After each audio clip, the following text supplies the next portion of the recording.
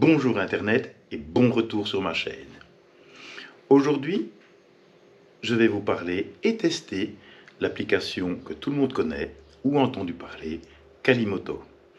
En effet, je suis assez intrigué parce que lorsque je regarde les vidéos YouTube, je vois que beaucoup utilisent cette application.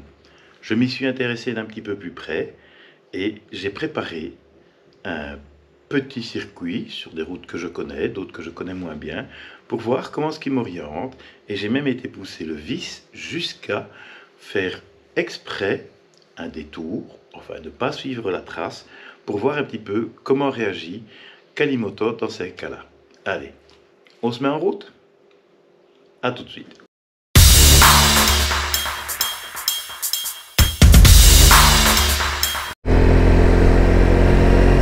Eh bien, bonjour Internet, bon retour sur ma chaîne. Je suis content de vous retrouver pour cette balade.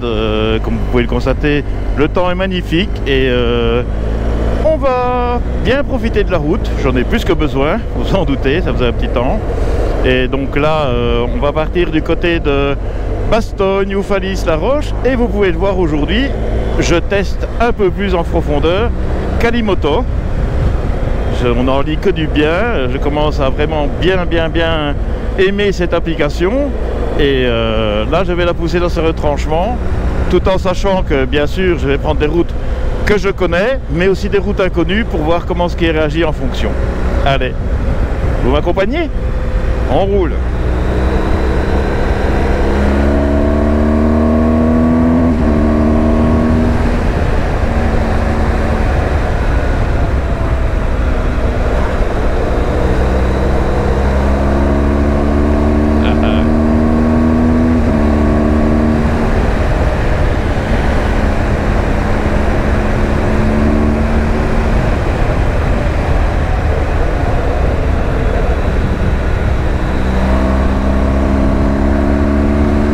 Ça fait du bien, yeah!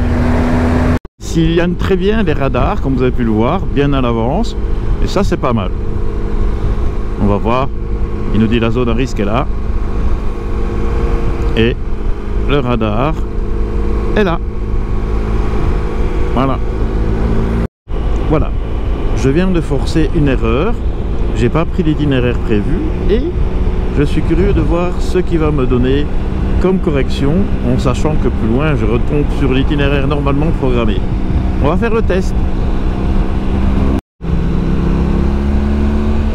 Voilà, normalement il va me remettre sur la trace suite à la petite erreur volontaire que j'ai fait faire de changer de trajet en cours de route, puisque j'aurais dû arriver ici, voilà, à la route là, je ralentis exprès, à la route là pour récupérer l'itinéraire prévu.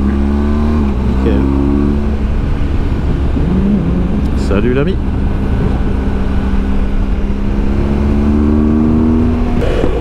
La route de Oufalys-la-Roche, c'est une route bien connue par les motards de la région. Je discute plus que je ne conduis, c'est vrai, ou je ne pilote, parce qu'on pilote une moto, on ne la conduit pas. Et vraiment, c'est une route magnifique. Et je vous prie de croire que je viens de me faire un petit break pour profiter du soleil qui est là. C'est l'invité du jour et franchement c'est le pied. Ah ouais. Bon, il serait peut-être temps ici qu'il refasse un petit coup de nettoyage sur la route parce qu'il y a un peu des gravelles ici, vous voyez, on est dans le mouillé, etc. Mais franchement c'est une route qui fait bien plaisir avec une météo qui fait vraiment bien plaisir. Franchement c'est le pied. Allez, on profite un peu de la route ensemble. Oups là.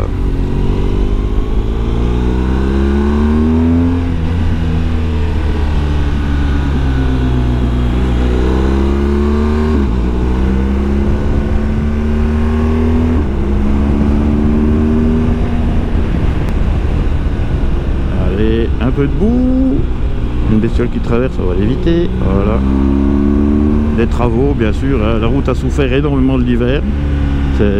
C'est toujours, hein, nos routes sont réputées en Europe en tout cas comme quoi on a des routes de merde, disons-le, et la réputation est bien vraie, hein.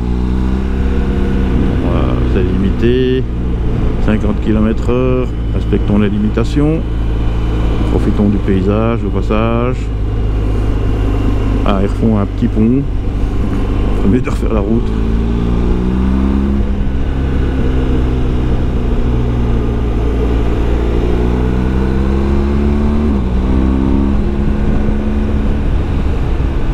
Typique aussi, hein, on voit bien la roche, bien son nom, et la roche d'Ardenne là qui dépasse, hein, la route a été taillée dedans. Ah, attention les touristes, faut faire attention, voilà. Vous voyez, c'est un petit peu ça le problème ici, hein. Les touristes ici quand ils sont lâchés, c'est un peu comme partout, hein. Ils ne se sentent plus, ils viennent envahir l'Ardenne.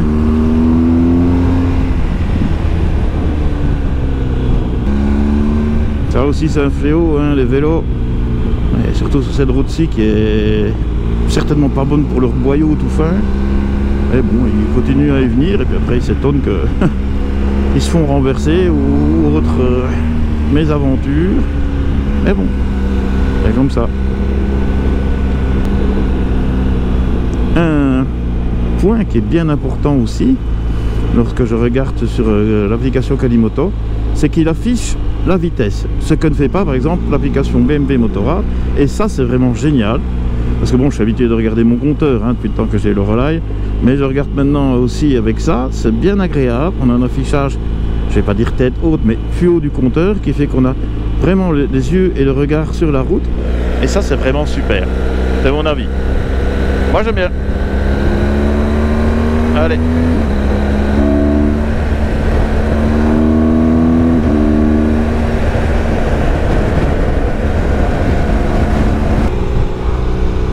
Alors le monument là, il a toute une histoire. En fait c'est en hommage aux ouvriers portugais qui sont venus travailler chez nous en Belgique pour la reconstruction. C'est sympa.